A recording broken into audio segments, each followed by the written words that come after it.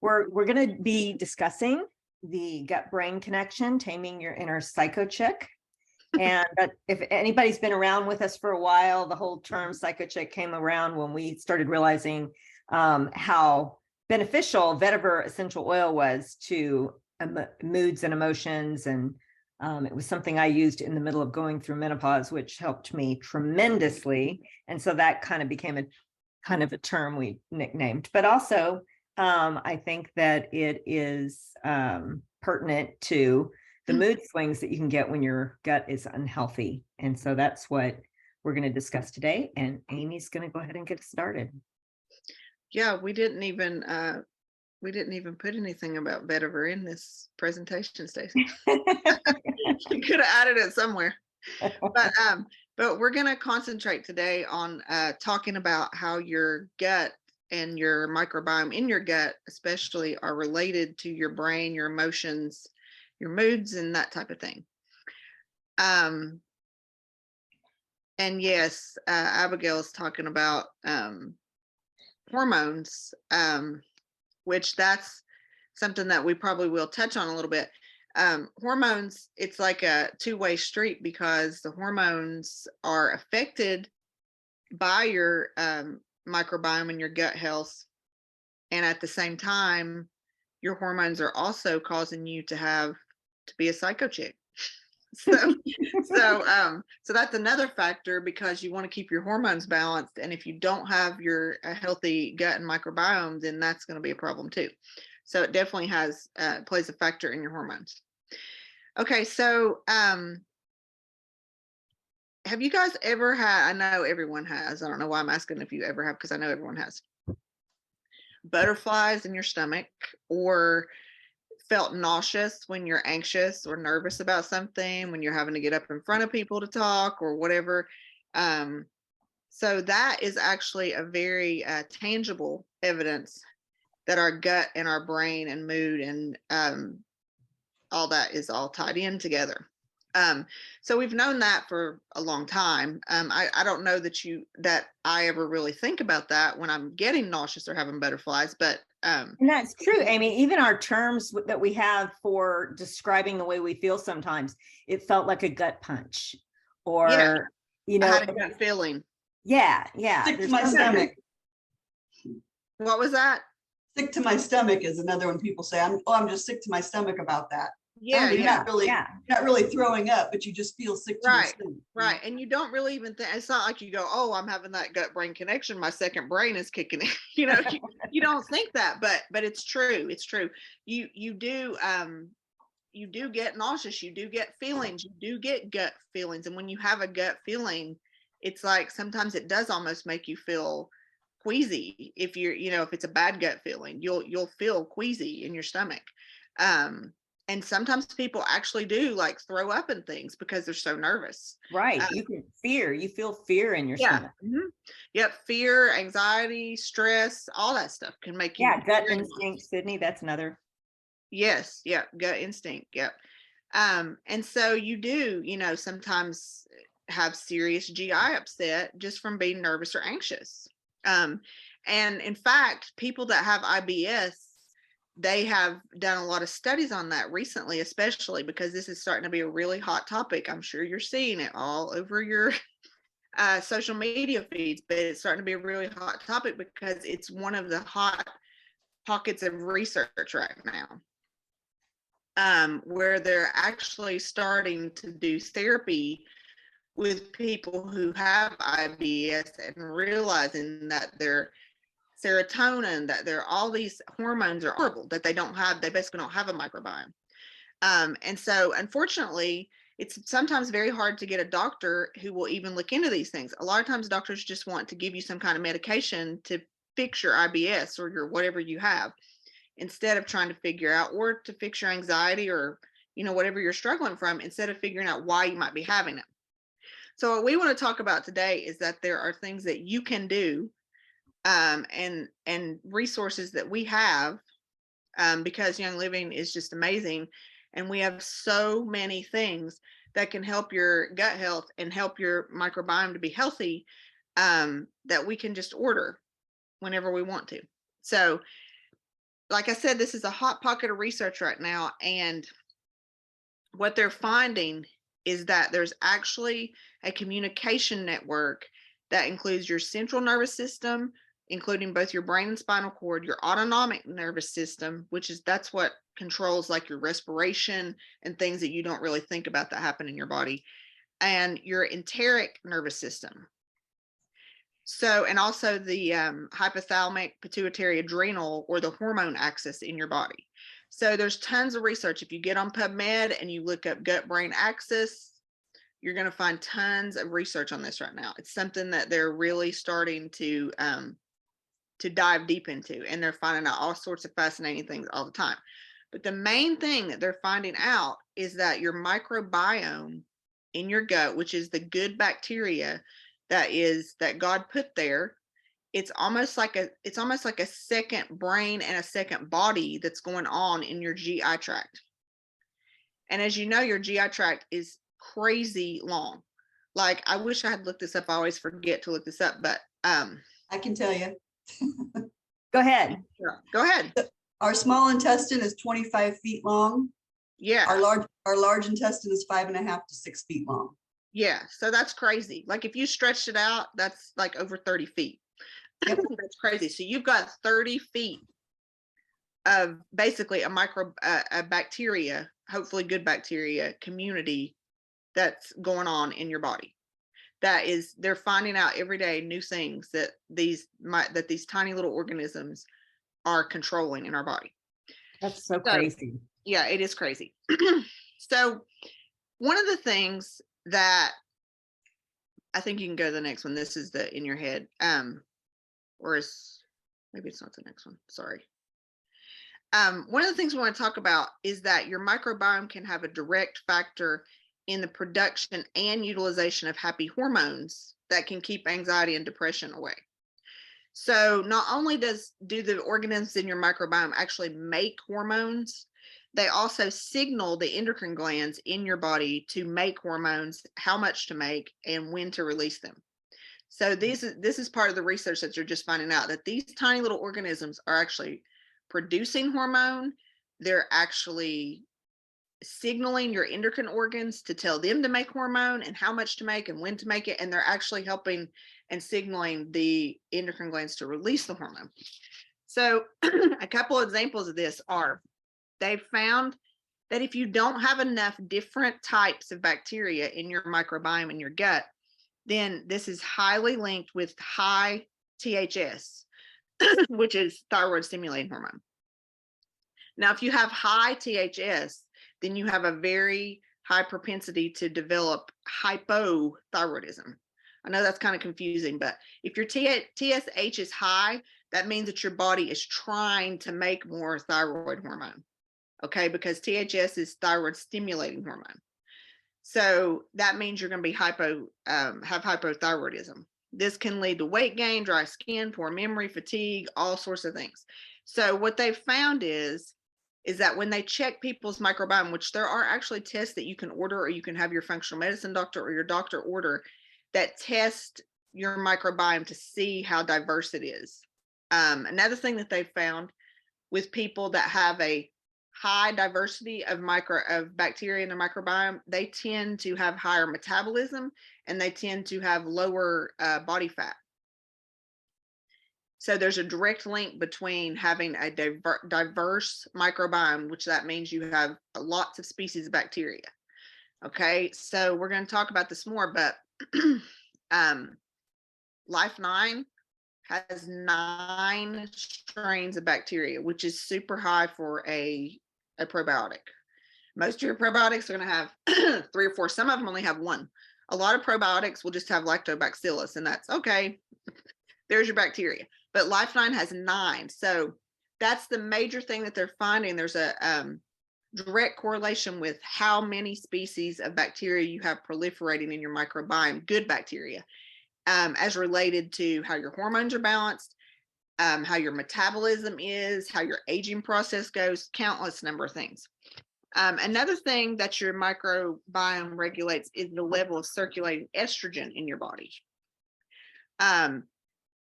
The bacteria in your body produce an enzyme that actually converts estrogen into its active form. So what they do is, so if you don't have these microbiome, then your estrogen is not going to be converted to its active form.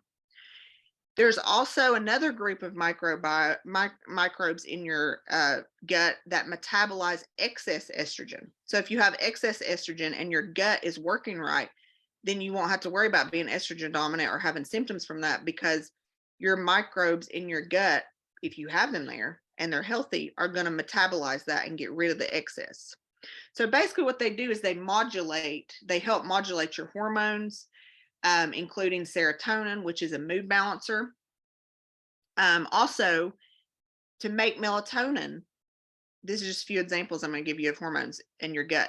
To make melatonin, which we all know is the sleep hormone that helps your sleep cycles, you need serotonin, which serotonin also is the component that helps you to be in a good mood, right? Helps your mood. But you need serotonin. If you don't have serotonin, then you won't make melatonin, and then you won't sleep, and then your mood's going to get even worse because you're not sleeping. So are y'all seeing how important balance is in all of this? Because one thing can set off one thing, that can set up another thing, that can set off another thing. That's why when you have there's issues like eczema and things like that that are systemic, that are coming, that can all stem from an unhealthy gut. Yes, almost always. Eczema and psoriasis are almost always an issue with your gut. Yeah, almost always. And if you get your gut health right, then there's so many things that you're also going to get right. So your bacteria in your gut produce 90% of the serotonin in your body. That's what they're finding with research. wow. So, our society is so quick to put people on, all these pharmaceuticals that are supposedly balancing or boosting their serotonin. They need to look at your gut first before they start putting you on pharmaceuticals. And when you use the pharmaceuticals, it's actually forcing your body to do something that maybe isn't in line with the balance side of things. And then you can set off a whole nother, that's why you have, all the side effects of so many things. And you can really make things worse. Yeah. And all it's going to do is mask the problem, and you're not going to fix the problem. And eventually whatever they give you is not going to work, because your body's going to adjust. Just like Stacy said, it's going to try to adjust, and then you're going to have to go on a higher dose. And then it's just a bad cycle to get into. So that's why it's so important to understand the second brain and how it works and what we need to do to get our gut healthy. Okay. So second brain, that you actually have a nervous system in your gut that's made up of your microbiome that is called your second brain. It's the enteric nervous system. If you look that up, Google it, you will find tons and tons of articles and tons of research on this new nervous system. They literally are calling it a new nervous system, the enteric. So we're learning that the bacteria in your gut and the byproducts that they produce, including the hormones, affect your mood, your cognition, and your behavior. It can affect brain fog. It can affect focus and attention. It can affect, not being able to stay on task, that type of thing, anxiety, mood swings, all these things. The enteric nervous system is a web of sensory neurons, motor neurons, and interneurons that are embedded in the wall of your gastrointestinal system. It goes all the way from the lower third of your esophagus all the way to the exit point. So pretty much 30 feet there, more than 30 feet probably, because you're at the end of your esophagus all the way through. So more than 30 feet of neurons. That's what your enteric nervous system is. Wow. Yeah, that's crazy. Okay, so I think we're on the what's in your pipes. Yes. There we go. Yes. Okay, so what we're going to talk about here is ways that you can, so one of the problems that you can have in your gastrointestinal, the whole thing, is that you don't want it to have sludge in it and be stopped up, because if it does, then you're going to have trouble, and the microbiome is not going to be able to proliferate there, and it's basically going to not be a good environment for your microbiome to thrive in. So you want everything to move on through. So there's lots of ways you can do this. There's lots of cleanses. I'm sure you guys have probably done cleanses before. There is juice cleanses. cleanses. There are bone broth cleanses. There are all types of things. And you can fast to give your body a break. While you're fasting, you probably need to use some supplements, which we will talk about, that will help to everything to move on out while you're fasting, while it's not processing the food. Right. Then you can clean it out better. So Yeah. one of the things that you can use that we have at our disposal is the cleansing kit trio. Yeah, This and I could have put that in the slide, but it's but it should be in there. So what this is it's a That told me to tell you the spot one. okay, sorry.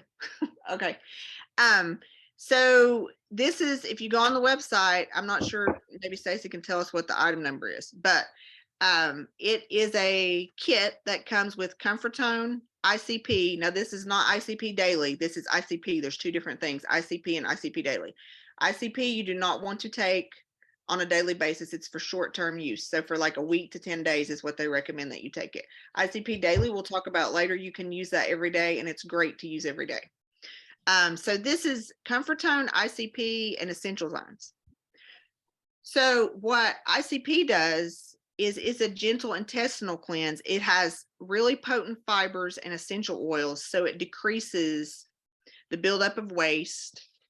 And it is essential oils, obviously. It improves your nutrient absorption, decreases buildup of waste, and also helps to maintain a healthy heart. So I saw that on the website and I was like, I wonder what it does to help maintain a healthy heart, because it says that on the website. So then I started diving into a little bit about what fiber does for your heart. And there are tons of articles if you want to look that up. But having a clean gastrointestinal tract and including fiber in your diet or supplementing with fiber is super good for your heart. There's lots of research on it. Yes. Yeah. Now, And go ahead. No, go ahead. I was going to go to the next thing. So we invited Carrie to be on here with us. She owns a colonics clinic here locally in the Peoria area. And I wanted her, because that's another option and can be super helpful for, getting cleaned out and getting things moving along. And so I wanted her to talk about the benefits of colonics too, because a lot of people either haven't heard of it or they're afraid of it. That is true. Hi, everyone. My name is Carrie Hill. I am a certified colon hydrotherapist. And my husband and I opened Purify Colonics and Wellness here in Peoria about almost 16 months ago. And colonics are pretty simple, really. The technical term is called colon hydrotherapy, but most people know it as colonics. Basically, it's water in and water and waste out. That's all it is. For a lack of a more detailed description, the device we use is called a Libby. It stands for Lower Intestinal Bottom Bowel Evacuation. It is an FDA registered Class 2 medical device designed specifically for flushing out the colon. These devices were actually used here in the US in hospitals until the late 1940s as a way to help people with severe constipation and other digestive type issues. But with the invention of laxatives and home enemas, those devices kind of went by the wayside in the hospitals. And then, of course, they started prescribing a lot more chemical medications to help with that. Whereas in the long run, those laxatives and things actually, if you take them long term, can actually cause constipation, believe it or not. Laxatives such as X-Lax and Miralax, those are designed for occasional use, not for daily use, not for consistent use. But doctors will regularly prescribe Miralax for daily use, and it boggles my mind. But anyway, what a colonic is basically, it's like kind of like a lying down toilet. I should have sent you a picture of my Libby device to put on a slide here. I didn't think about it. But it's like a lying down toilet, if you will, and it's very comfortable. A very small rectal nozzle is inserted into your rectum. You do the insertion yourself. I tell people how to do it.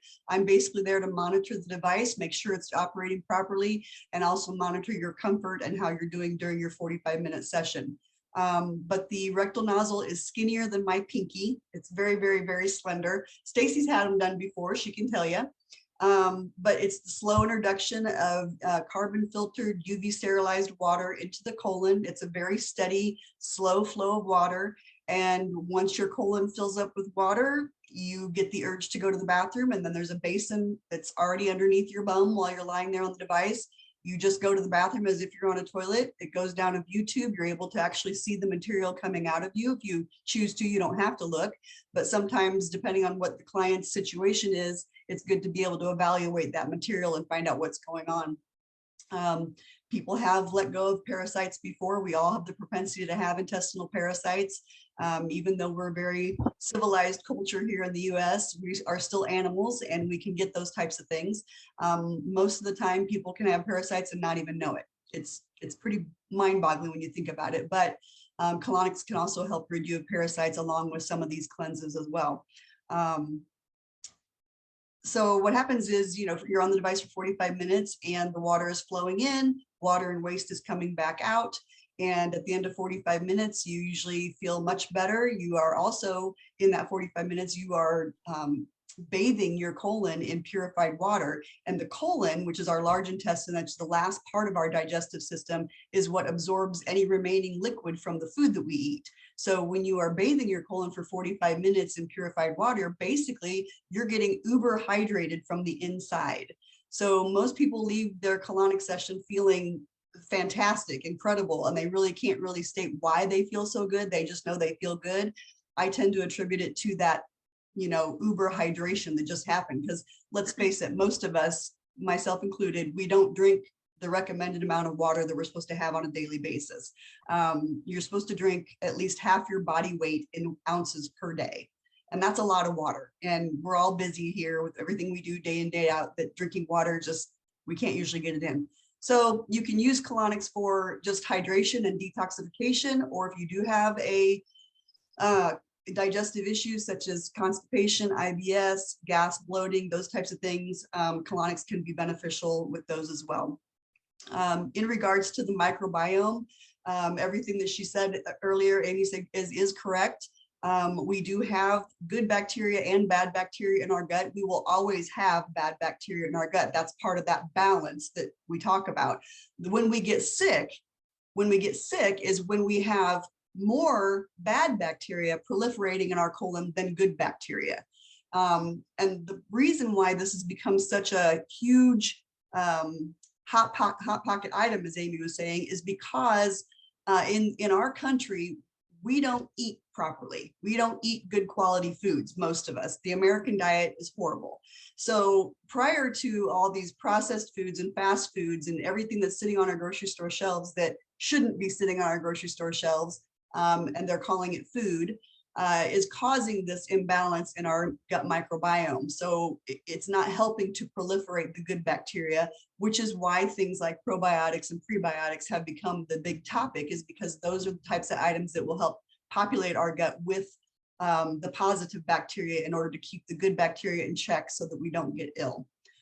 So it is really important, but colonics are also something you can use in coalition with a cleanse, whether it be a juice cleanse or any other sort of cleanse. It can kind of help you kind of clean out your colon and repopulate it with the good bacteria that you're trying to get in there. So, but if you have any questions, you can certainly go to my website. It's purifycolonics.com. There's a Q&A tab on there. If you have any more questions, there's a video you can watch that'll tell you exactly what to expect from beginning to end of a colonic session.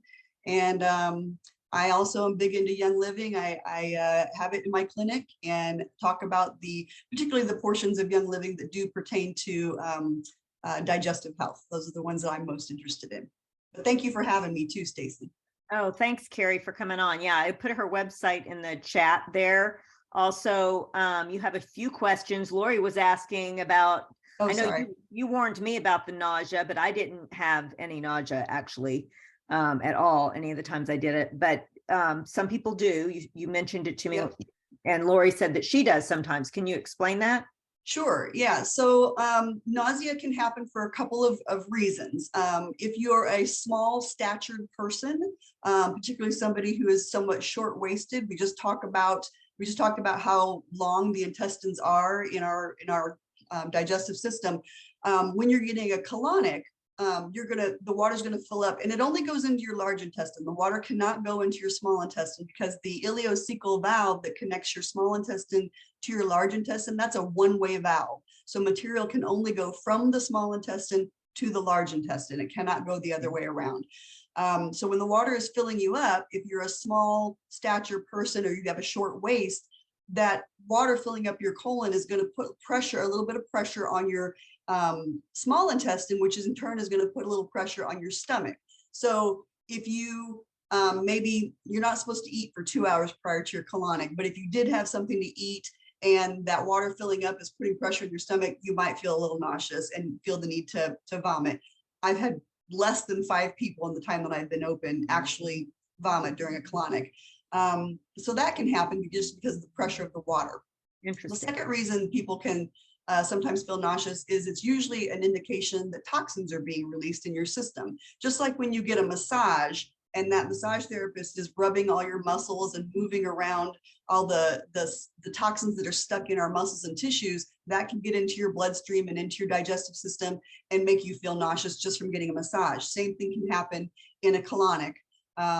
Where the water is in there, it's moving the things around, the toxins and bacteria, and they're starting to get out and flush out of your system, which is a good thing, but it can make you feel sick as well. It's not super common, but on occasion people can feel a little nauseous, and I usually supply some natural ginger lozenges for people to suck on in case they do get a little nauseous.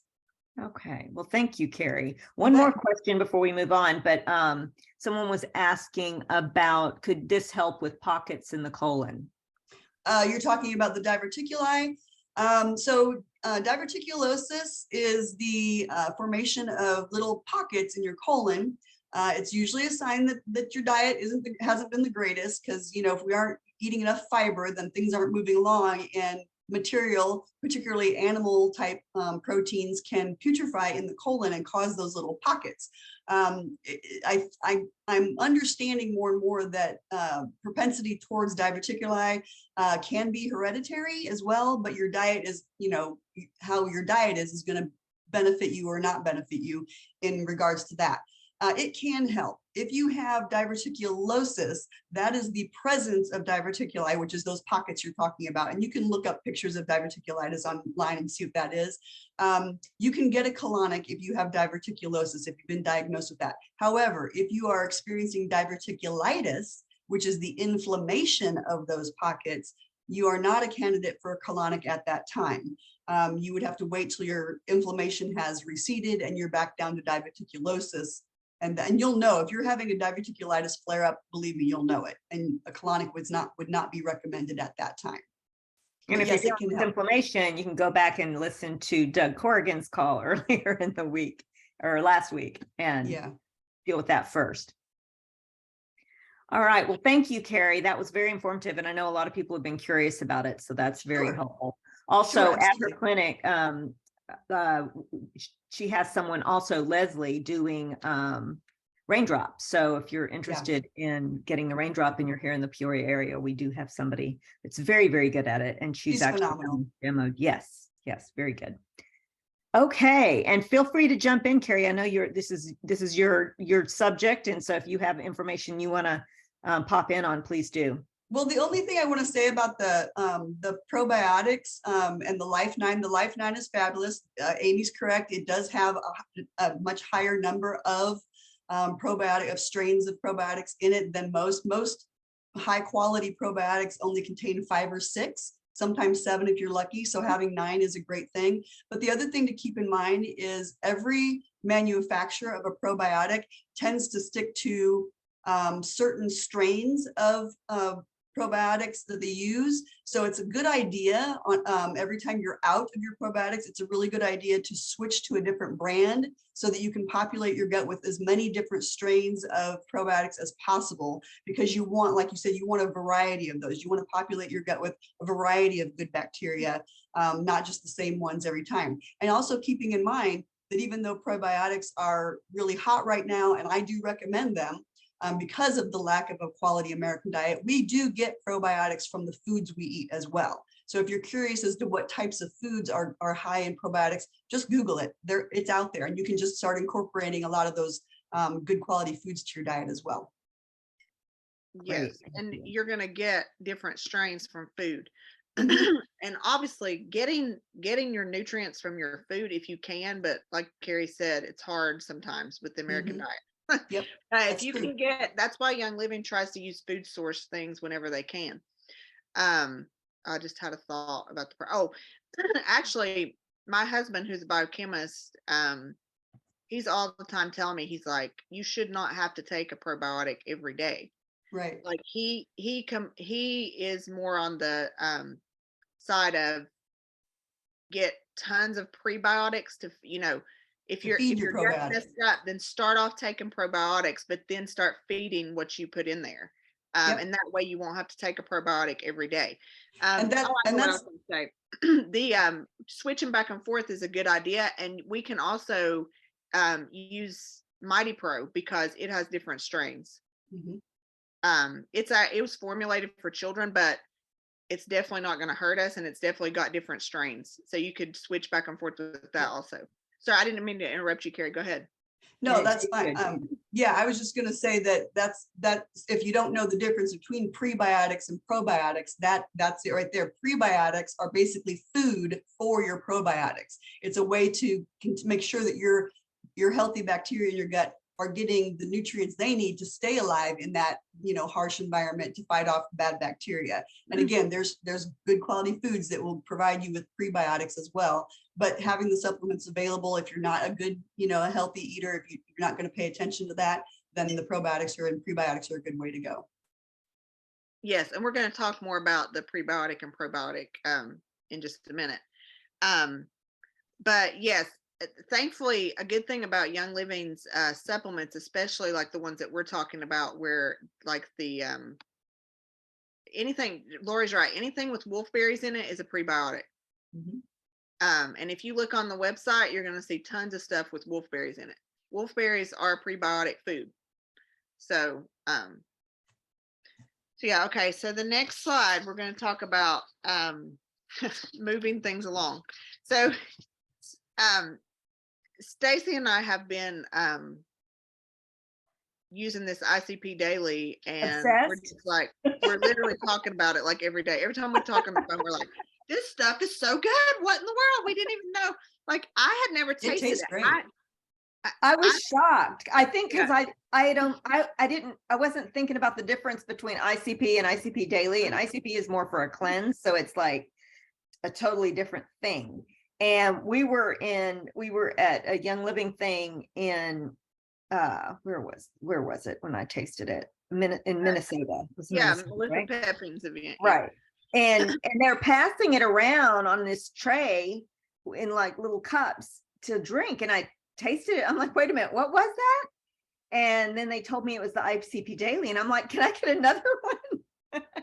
You guys, so I was putting these little real lemon packets in my water because I am the world's worst with drinking water. I do not like to drink just plain water. And if I try to drink plain water, I'll drink maybe my Stanley cup, maybe once if I'm good, having a good day. But so I was buying these real lemon packets, which are not horrible for you. They're just like lemon juice. And they have a tiny bit of sugar in them. But that's how I was getting myself to drink water. Well, now I'm just using the ICP daily because it tastes so good, you guys. It's passion fruit, and it really does taste good. I promise. I'm Yeah, not just saying that. it's It so really good. does. And you're supposed to put a scoop in like 8 ounces of water, but I'm thinking, if you're using it also to drink more water, you could put that same scoop in just a pitcher of water, and then you've got the taste. Yeah. As long as you drink that whole pitcher, you're still getting the benefits from it, and you're getting tons more water. So that would also be a way of doing it. Same with the golden turmeric, actually, because it tastes amazing too. And then you're getting, as long as you drink all your water, you're getting the same amount of benefits, no matter how much water you put in it. Yeah. So what I do is I try to drink my Stanley cup, which is 40 ounces. I try to drink that twice a day. That's my goal. Sometimes I do it, sometimes I don't, but that's the goal. So what I do is I put half a scoop in 40 ounces in a Stanley cup, and that tastes amazing. It tastes great. And then I do a half a scoop for the second one. So then I do one whole scoop. So what we want to talk about is, why do you want to use ICP daily? So, and this is the daily, guys, not the ICP. Before you get started on that, can I just say, if you forget what ICP daily is for, just think ICP, IC poo. Go Yeah, ahead. yeah. Carry on. I'm gonna move things along. Okay, so the main thing that ICP daily has in it is prebiotics. Okay, so like Carrie was saying, the prebiotics are what you're gonna eat and put in your diet or supplement with, that are going to feed your healthy bacteria. Okay, so, and like Lori said, anything that is Ningxia and has wolfberry in it is going to have prebiotics in it. ICP daily has a double dose of prebiotics. And you really should not need, once you take a probiotic for a while and get your gut full of good bacteria, you really should not need to take a probiotic every day if you are trying in your diet to incorporate prebiotics and whole foods, and if you're using something like ICP daily every day. Yeah, Doug tells me to take a probiotic like once a week, so that's what I do. I used to take it every day, and Doug was like, that's overkill, and it is better to just switch it up and try to get more variety. So what I do is I go back and forth. I'll do like Life 9 for like a month, and then I'll do the Mighty Pro for a while. So you can drink this every day. It's going to keep your microbiome healthy and keep them multiplying, because you're feeding them. Now, probiotics are the actual bacteria, the good bacteria that you want to plant in your gut. You can get that from Life 9, Mighty Pro, Pure Protein Complete actually has a probiotic in it if you're a protein shake drinker. And fermented foods, like Carrie was saying, it's great if you can get them through your diet. Yogurt, kefir, kombucha, fermented veggies, sauerkraut, and Lori's going to do a class on this for us one of these days. She's actually, Lori, can you go ahead and share with us a little bit about she's like the fermented veggie queen. Lori? Did she leave? I don't think so. I'm so sorry. There she is. There she is. Yeah, I'm here. I had a kid thing happen. So I didn't hear you introduce me. What am I talking about? Fermented foods? Yes, because you were the fermented veggie queen. We're just talking about pre and probiotics and how it's really good to get probiotics from your food if you can. And so we don't know much about fermented veggies. And we also talked about that big class you're going to be giving us on how to do it. Right. Yeah. I was fermented foods when it wasn't cool. I'm just going to say 25 years ago, that's when I was learning how to do this, and everybody thought I was crazy. Back to that crazy Lori thing, we're not so crazy anymore. Here's my little speech on fermented foods. Every culture in the world used to do this, and they used to do this because they knew they were healthier.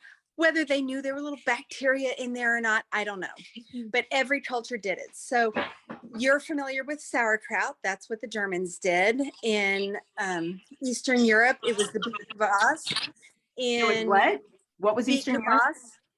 Beet kvass. Oh, yeah. Okay. Yep, fermented beets. And by the way, fermented beets this is an aside, but there's an organ that's amazing for gallbladder just will really help with that.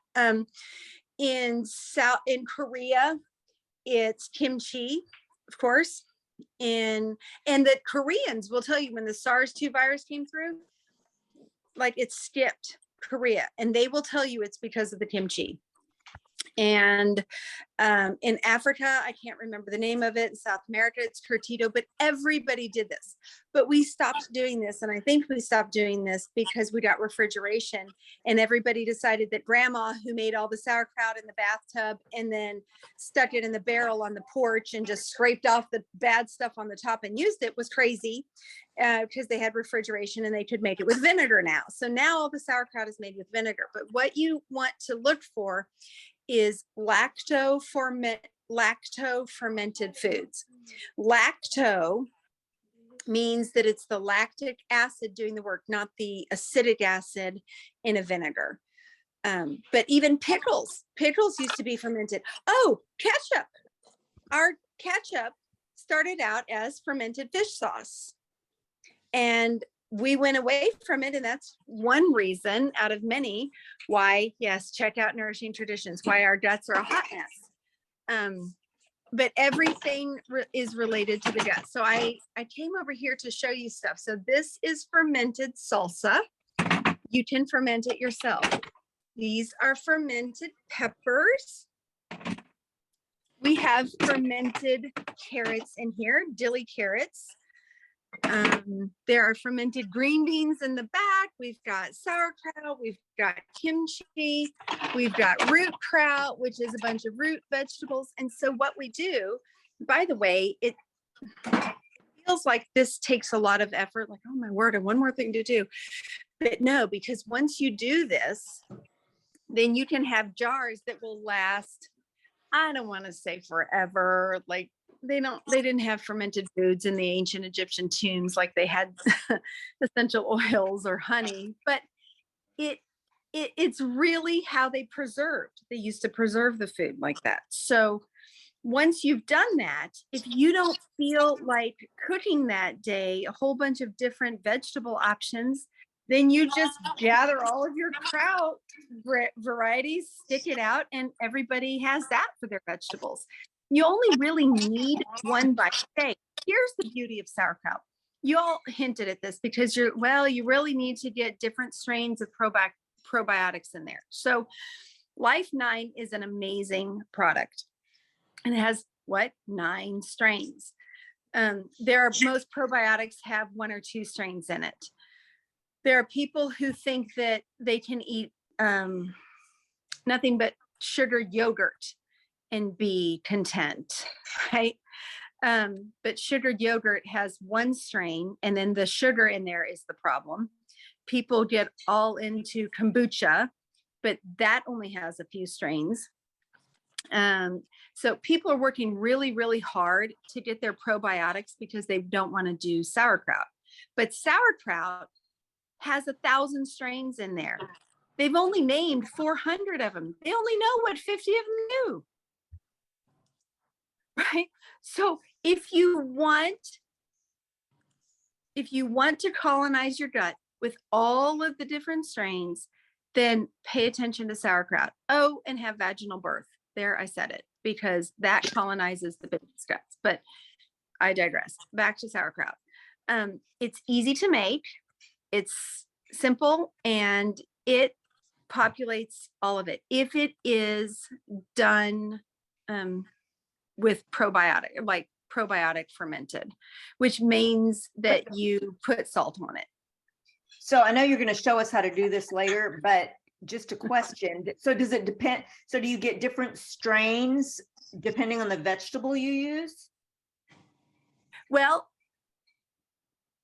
maybe sauerkraut is the king. And most of the recipes you find out there have cabbage as a base.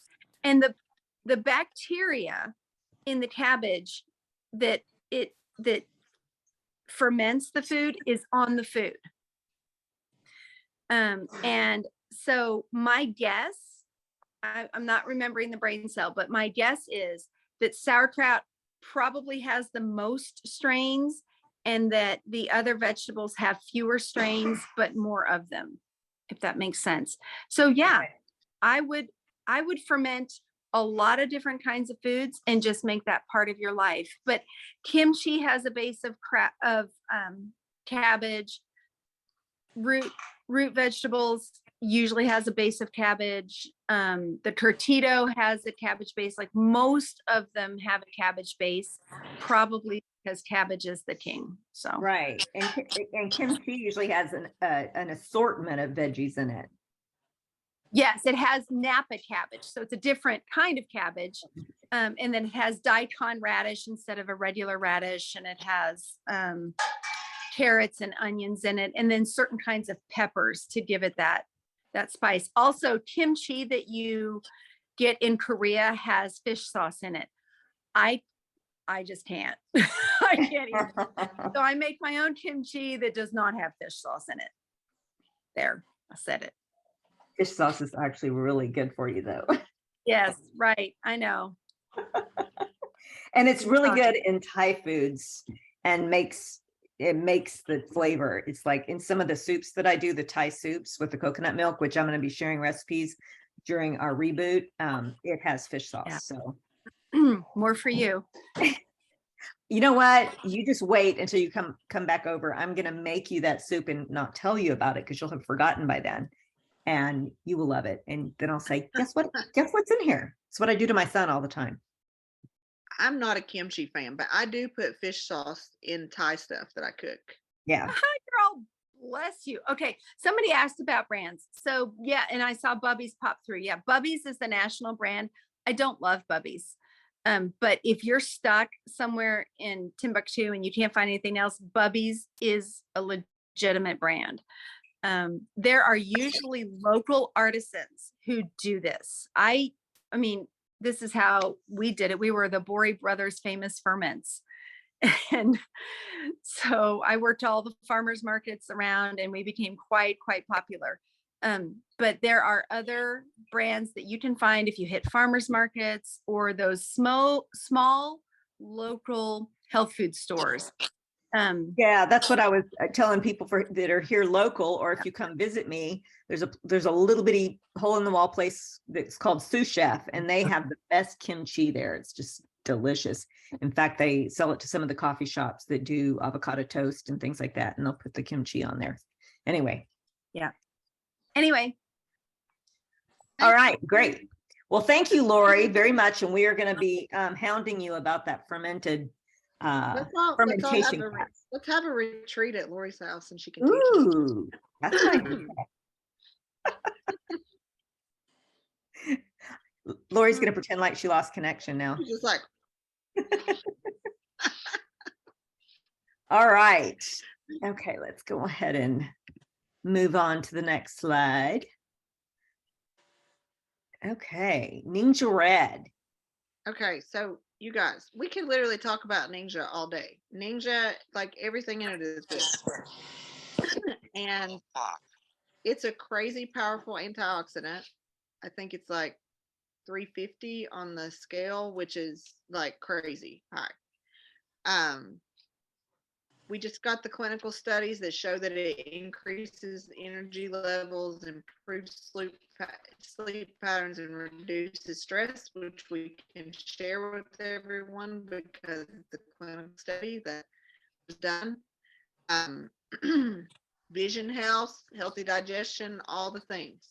Everyone needs Ninja in their life. I'm living in an age where we spend $5 for coffee, me included.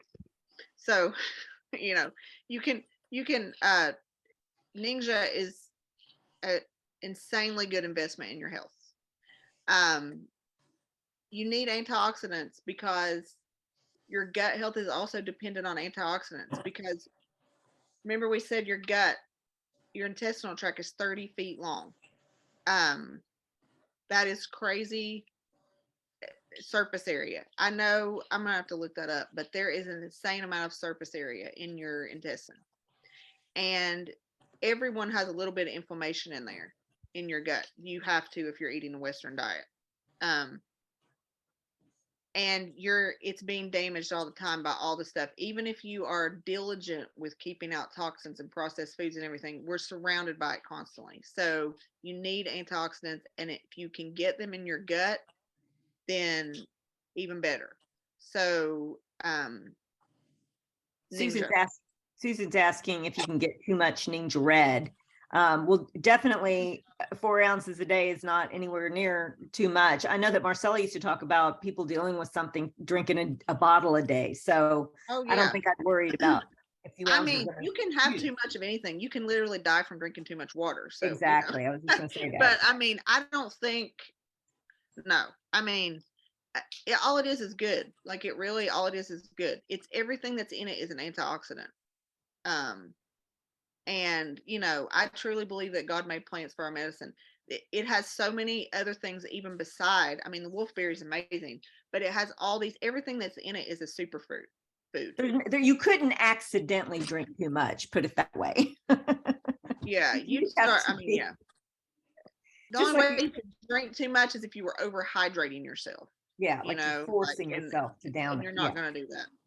I don't think any of us have enough money to do that. Yeah. But yeah, I don't think you can have too much Ninja. I mean, if I had a bottle at my disposal and I was feeling bad and thought I was coming down with something, I would totally drink a whole bottle in a day. Yeah. Totally. So what you want to say something about Ninja, Stace? Outside of what you said, I think that pretty much covers it. We're running a little bit behind, so I think we're gonna try to Yeah, move 'cause through. we talk about pretty Ninja quickly. all the time. Right.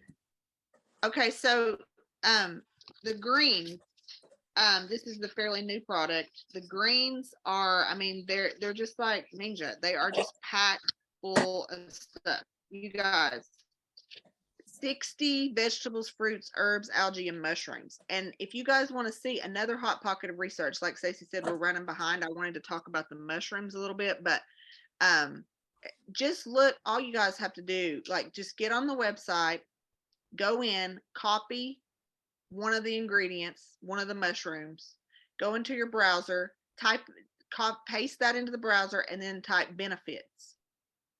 And you're going to be mind blown. These mushrooms, just the mushrooms that are in Ninja Greens. If you look, you're going to see all kinds of mushrooms. You get on Amazon, search mushroom supplements, you're going to come up with thousands. It's a huge, fairly new area of research, these mushrooms. They boost your immune system. They are prebiotics. They do all kinds of things. Some of them even have probiotics in them. So the mushrooms are amazing. And one of the really cool things about Ninja Greens is that the way that it's made, a lot of these supplements that you're getting that have greens, you're not going to get even a fraction of the benefits of the greens because they're heat processed. Mm-hmm. Ninja is that there's a special, I don't know exactly how they do it. Stacey might know more than I do, but I don't know exactly how they do it. I just know they don't kill the goods in your greens with heat. Right. So you're getting 100% of the nutrients. It's like 2 to 3 servings of vegetables and fruits when you use the greens. What I do is I put greens and Ninja and the turmeric together and I just chug it and it really doesn't taste bad at all. No, it's not. I served that at a few of my events so people could try it and they're just shocked. It's like, oh, that's really good. Especially if you add the turmeric with it too. Yes, because The that golden turmeric, that stuff will cover up I'm pretty It sure makes everything taste good. yeah, I think it might even cover up mineral essence. I haven't tried it yet, but I'm going to say it might even. You put that in some water and mineral essence, I think you'd be good. So another thing I've been adding the Ninja Greens to is like dips and salads and salad dressings. So I haven't it's tried really that, good but I and can it totally see complements. that. Yeah. Yeah, Because if absolutely. you smell the greens, that's what it smells like. It almost smells like concentrated salad dressing or yeah. Yeah. So yeah. it works with it and complements the flavor really well. You Yeah, that's could a also great add it. I wouldn't add it to anything that's hot like soups or anything, because again, you don't want, with the heat destroying anything, you don't want to waste it. I think it's better to have it cold and raw. So Oh yeah, for sure. I mean, even if you're just steaming broccoli, I think you still lose like 50% of the nutrients in broccoli, even if you just steam it really quickly. So anytime you can eat raw veggies, it's a win. And with Ninja Greens, it's super easy and you can just put it in something, chug it, and you're good. Okay, the next thing we want to talk about is the collagen. Now, you might think it's kind of weird that we're talking about collagen when we're talking about gut health and inflammation. The reason, I mean, you can read this, there's in your wrinkles. I have noticed a huge difference since I started using the collagen in my forehead wrinkles especially. But it's not you don't just have forehead collagen in our wrinkles, collagen Amy. because yeah, I do, I promise. But it's not just collagen because Young Living doesn't do anything. They don't have to do anything. They got to add all the good stuff. So They also put in a prebiotic fiber. We already talked about that. You're supporting your gut microbiome, which also supports your skin. Your microbiome is very important in your skin for one reason, because if you don't get the nutrients from your food, which you Can- cannot do if your gut is messed up, you're not getting all your nutrients, then your skin is going to suffer, because your skin is usually a direct correlation of your diet. Real quick, diet Amy, is what I affects it. can't, because I'm screen sharing, I can't mute anybody, but somebody is not muted. Okay. I think it may be Jean. If Jean, can you mute, please? I was trying to I'm find. back. I'm back.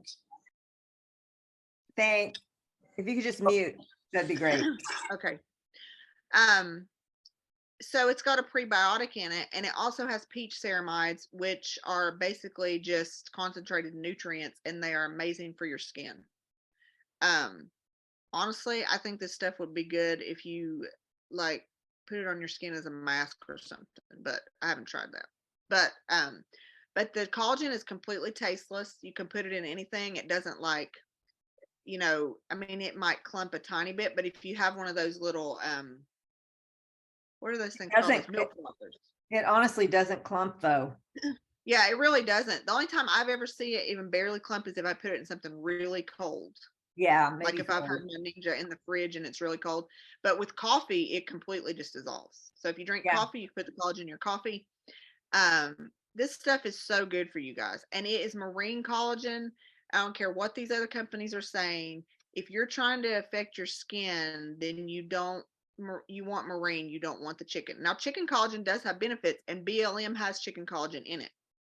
Yes, and so does our bone broth that we're going to be doing. Yes, for that Obviously. reason. But if you're trying to affect your skin, I don't care what these companies say, take this and you're going to help your skin. I mean, it's not bad for you, but it's not going to target the collagen in your skin. It's just not. So that's why we use marine collagen. So yeah, this stuff is good stuff. It's just good for you all around. And collagen is amazing for your gut, just your gut. When it's going through your gut, it's going to help feel if you have leaky gut or propensity to have leaky gut. It's going to help, like, for lack of a better word, coat, but fill in little holes that you have, microscopic holes that you have in your gut. Yeah. So it's great for so many reasons. Lisa, it does Right, not I matter guess we when can go you to the take next the one. collagen. I asked that with one of our scientists, and the collagen, there's not a specific time. Yeah. So, okay, all right. Okay, guys. This is another thing that everyone needs to be taking, and it tastes so good, you guys. It really Like does. Stacey mentioned, I an haven't entire tried it picture. yet, but I wanted to mix it in some of that coconut milk and see what it would taste like with that. I bet that would be really good. Guys, it's so good. I love to drink that like at night, when sometimes I'll drink like tea to try to wind down. I've started drinking the golden turmeric in warm coconut milk, and it is so good. It literally almost tastes like a dessert, but it's not. And we can have it on our bone broth diet. Yeah. Right? Can you have coconut milk? Can you have Yep. coconut milk?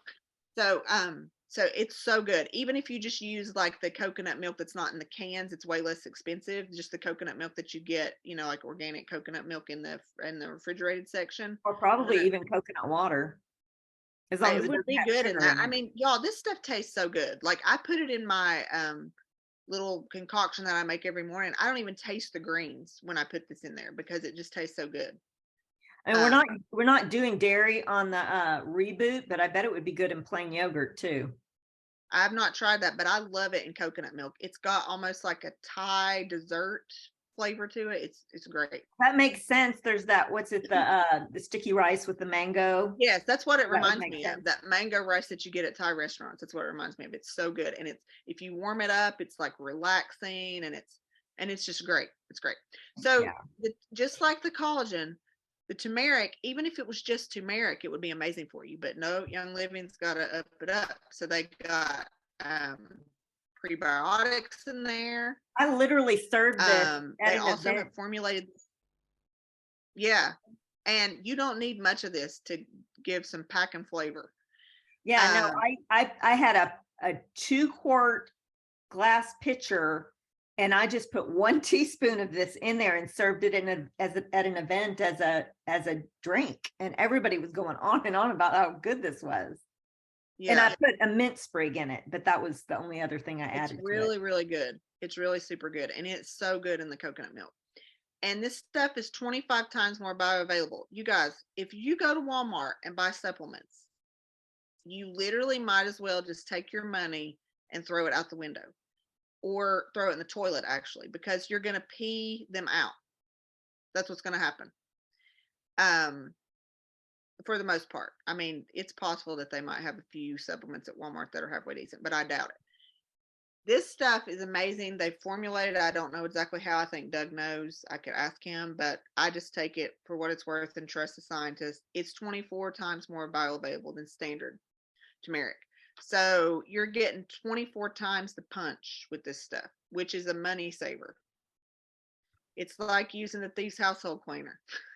And you get 24 bottles. It's similar. Our Super D and our Super C are like that too, where you don't need as much to get the same, because of the bioavailability, you're getting so much more from it. You don't need as much. So it's kind of cool. Exactly. Yes, exactly. Yeah. And the essential oils help with that boosts that bioavailability. Yep. Okay. So this is just kind of a list. If y'all want to screenshot this, these are, all of these things are going to be helpful while you're and that's why we've listed these things, at least most of them in our, am I missing? I feel like I'm missing a few things in it, but that's why we listed it in our body system reboot that we're going to be doing. So screenshot that so you have a list of it. Got all the items. We're actually working on making like informational graphics for all of these things that we'll put up in the group. Yes, absolutely.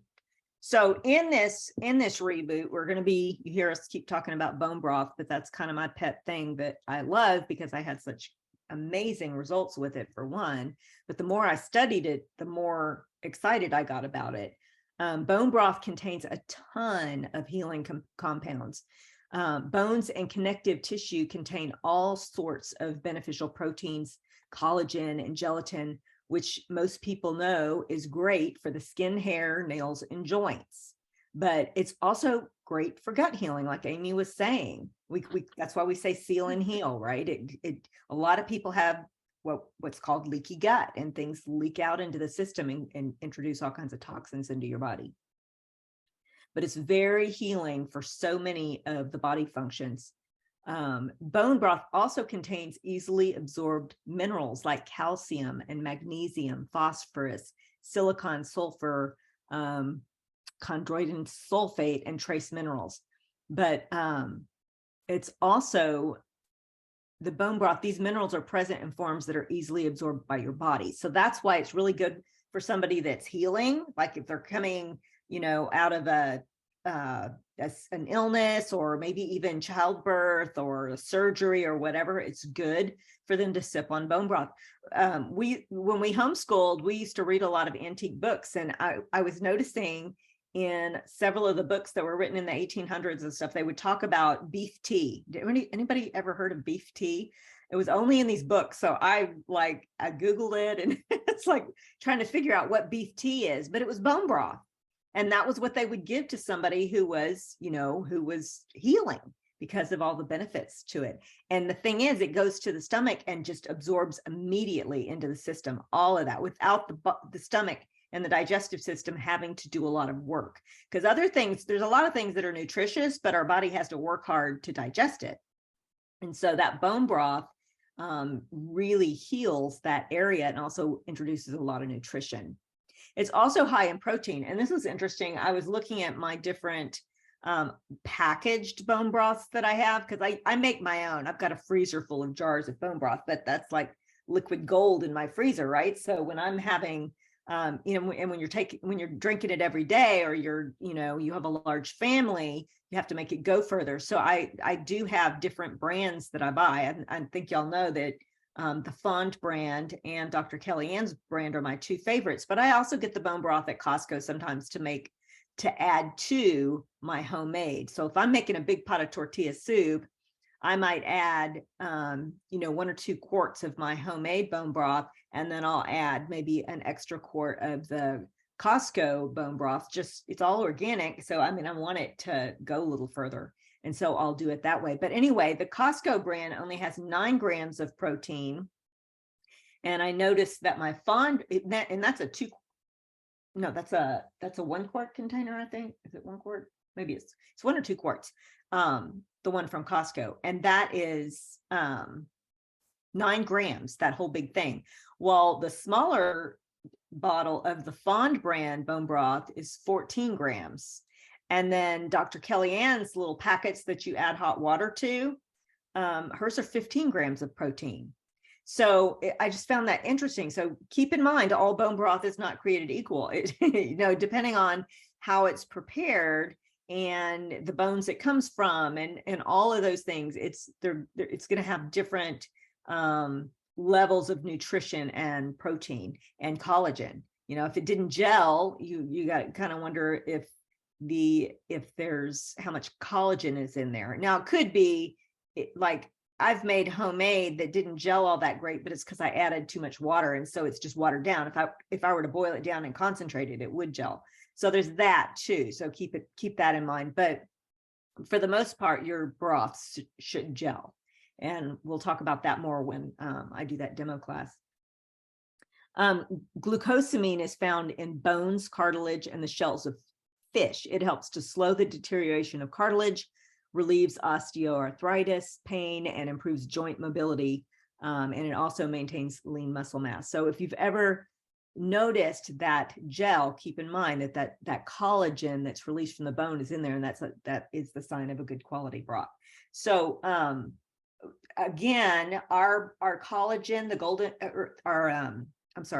our Young Living's collagen is made from fish. Okay, so it's from the bones and all the parts that you usually throw out of a fish. It's made from that, and that's what you make your broth with. I've made fish broth before.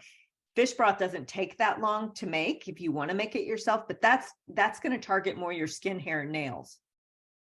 Whereas our beef and our chicken and our lamb bones, that's going to target that would be what you would want for the joint health, but both kinds of collagen are helpful for the gut. So that's something to keep in mind.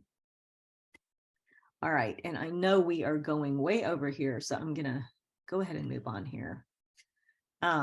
So if you have not joined our Feasting Foodie group, because we're going to be starting on the 18th, we're going to start a 3-week body system reboot, and it's called the Feasting Foodie. And if you don't have a link to that, maybe somebody can put it in the comment section real quick, but if you can't find it, just go ahead and message me and I can add you to it.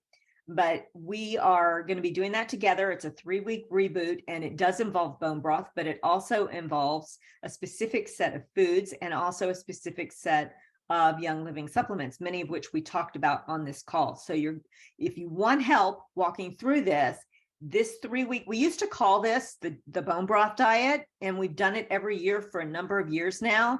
We used to call it the bone broth diet, but people would get super confused and they would think, oh, for 3 weeks, all I can drink is bone broth. And that is not what this is about at all. So we changed it to the body system reboot. And so it still contains, it still involves the bone broth, but it involves so many other things. And so you can read more about it. And there's actually, I did a live yesterday in the Feasting Foodie group, but you can read all about it at that page. And if you need more information, let me know. You can also text the word feast to 309-450-9711, and I will send you information there. So that's 309-450-9711. Just text the word feast. And you'll get in that group to get information all about our body system reboot. So thank you, Amy, for all your wonderful information. That was super helpful. And I hope that everybody learned a little bit about your gut and about the things that you can do to nourish it, to protect it, to heal it, all those things, and how that can affect not only your body health, but also your brain health. And by the way, bone broth is also helpful for little ones. Children can have bone broth and it can be very nourishing. So when your kids are getting over something or healing, let them sip on broth. So, or mix it in with their food, and it can be really helpful for them too. So did anybody have any questions or comments? Or Amy, did you have anything else you wanted to share? Don't think so. Okay, I'm gonna stop sharing here. And yeah, and I hope that y'all will join in our body system reboot. We're going to be sharing lots of recipes, and I'd love for everybody to be involved in sharing your recipes too. Just make sure that it fits our yes and no foods that are at the top of the page and pin posts. Make sure that it fits with what we're doing so that we don't lead anybody astray with recipes they can't have. But I would love for y'all to participate. We're also going to have prizes on there. I'm going to be doing some giveaways, but it's a great time to join in some community. And it really is helpful for the success of these kinds of reboots. The more people are involved, the more support you have and the more we can cheer each other on. And so the more likely we are to be successful. If you can't follow everything in this, in the protocol, don't worry about it. Some people, we've got vegans in there, and so they skip the bone broth part. So they're not gonna get the collagen benefit, but they're gonna get all the other benefits that come from what we're doing. All the whole foods, you're learning new eating habits, healthier eating habits. You're creating just a healthier lifestyle in general, and you will find benefits from all of it, regardless of what you can and can't do. If there's foods that you have to avoid, that's fine. Choose something else. Either way, we're there to support you, and we're there to, make this kind of a group thing, and the camaraderie is really, really helpful. Yeah, even if you just decide to cut out processed food, yeah, you guys will see a huge difference, because processed food and all the chemicals it has in it is a huge component in inflammation of the gut. And when your gut is inflamed, it's not going to be healthy, because it's going to be in like a fight or flight is what your gut's going to be doing. And so it's not going to prioritize digesting your food and getting your nutrients and all that stuff, because it's going to be fighting off inflammation. And honestly, introducing all of the supplements that we've recommended for the reboot, even just that is going to make a huge difference. I mean, just adding Ninja Red. We've done Ninja Red challenges where people just have 2 to 4 ounces of Ninja Red every single day. And that has been major. So imagine if you're incorporating all of these healthy habits for 3 weeks straight. Just imagine the benefits of that, regardless of what you have to leave out for one reason or another. So, but we do encourage you to try to, if you can, to follow the protocol, because, you can, if you're able to do it, that can be, you can see some huge results. Lisa's wiping out her pantry. That's what last night. Today's Doug's birthday, so I'm like, okay, whatever we're having for dessert tonight, last 2 raw. I'm just joking, right? I am actually cleaning out the pantry, but I'm trying. I'm getting food shame every time I do it. Oh, I gotta stop eating. No, I actually meant to do this, clean out my pantry last week. I already took my before picture because it's pretty bad, especially after Christmas and kids and all that. Yeah. So but I do this every time we do this reboot. I always clean out my pantry and my refrigerator. For one thing, it just helps me to stay organized, to keep things, so I know where things are when I am preparing foods and things, but also to get the stuff I shouldn't be eating out of my house. And so I usually pack up some boxes and invite the kids over and say, take this. Yeah, go. you guys, I'm telling you, one of the best things that I ever did for eating healthy is, if I buy my kids like junk-ish type things to eat in their lunches and stuff, I buy stuff that I don't like. Yeah. Yeah. I just don't keep it, because if it's there, I'll eat it. And for the most part, I don't really like all that junky stuff. But I mean, I'm talking about, like yogurt that has sugar in it, that type of things. I don't normally eat that. And so that's why I buy them. And then it's not there, I can't eat it. Yeah. I said this in the live group last night on the Feasting Foodie page. But during this 3-week period, if you go out to eat with somebody, make sure you don't go out to eat with somebody that's going to order onion rings or, something that smells amazing that you know, just don't set yourself up for that. It will make you mad. Mm, Go somewhere where you know you can eat something that is going to be good. Go to a pho place or something, and even if they get stuff in their pho that you can't have, it's not gonna be, the smell isn't gonna linger in the air and taunt you. You know what I mean? So just The a friend. worst part about that is that you can get through the dinner, but as soon as you get home, you're foraging because it's in your head. you Yeah, know. yeah, exactly. That's the neat. yeah, we need a compound to do this thing in.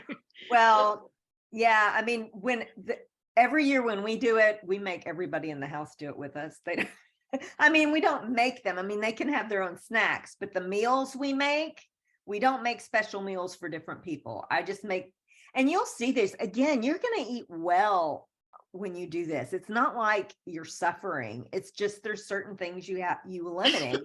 And You so guys, it's not like if sugar I is didn't, a drug. Sugar is a drug. Yes. Like you're literally going into withdrawal when you completely remove sugar and bad carbs out of your diet. and So you you just don't have to remember realize. that and get over the hump. When the first time I did this, I thought, well, that's no big deal. I never eat sugar. I'm not a Right. dessert. I'd much rather have chips and dip. I'm not a sugar fiend. But you know what? Pasta and grains and all potatoes, all those carbs, dairy. Chips are carbs. Yeah. Yeah, exactly. All of that stuff turns into sugar. And so when you take that out, all of a sudden you're going to think, oh, ice cream sounds really good, or whatever. You're going to think of things Yeah. that you didn't think were a huge temptation to you, but your Yeah. body knows. I mean, they do studies with mice and rats that the mice and rats will, if they get them addicted to cocaine and sugar, they'll choose the sugar over the cocaine if that's Oh the only. yeah, I've seen that Yeah. that study. That was fascinating to me. Yeah. And everything, you guys would not believe if you look on the labels of processed food, especially when it says low fat, they're putting sugar in it to take the place of the fat flavor or something and they'll put it in there in words that you don't even know it's sugar. It's just added, carbs that are turning into sugar or whatever. So the American diet is sugar. The American convenience diet is sugar. Yeah. And alcohol too. Alcohol is another sugar. So that's why a lot of the things that are cut out of here, really the biggest thing you're getting out of this is eliminating the sugar. But I mean, there's a lot more to it, but that's a big part of it. But that's why it's important to have lots of snacks and to prepare ahead so that when you're having those cravings, when you're starting, you think, I'm so hungry and I can't think of anything I want, You don't want to be thinking of what you want while you're in that mode. You be proactive. Have some deviled eggs in a little dish in your fridge, or have, some kind of snack ready. I always make a huge thing of my homemade mayonnaise so I can dip veggies in it. I have my radishes all sliced up, or my carrot sticks, or my celery sticks, or whatever, all sliced up so I can have my dips. Because if I can have my dips, I'm good. And there's other dips that you can make, and we'll have those recipes posted too. But be proactive in making things ahead. Meal prep. That's so important. So, all right. Well, thank you for your time. I know we've been on here like an hour and a half, so we're going to go ahead and close. But if y'all have any questions, or if you need help finding the group, let me know. And again, we've posted also, yesterday I posted the list of all of this, like a supplement schedule. It's just a suggestion, but if you want to schedule that's one you can use. You can feel free to modify that however you want. Some people like to add all of their stuff together in the morning, the greens and the ninja and the collagen. And so I have it broken up a little bit for taste. But it's just a personal taste. So you can, again, feel free to modify that. But if you need something to just kind of start you off, I've pinned that to the top of the page. So anybody else? Y'all excited? I am too. All right. All right. Well, y'all have a great day and keep a lookout for some recipes. I'll be starting to put some of that up, and feel free to put your own as well. Y'all have a good day. Have a great day, guys. Thanks for everything. Bye. Thank Bye. you.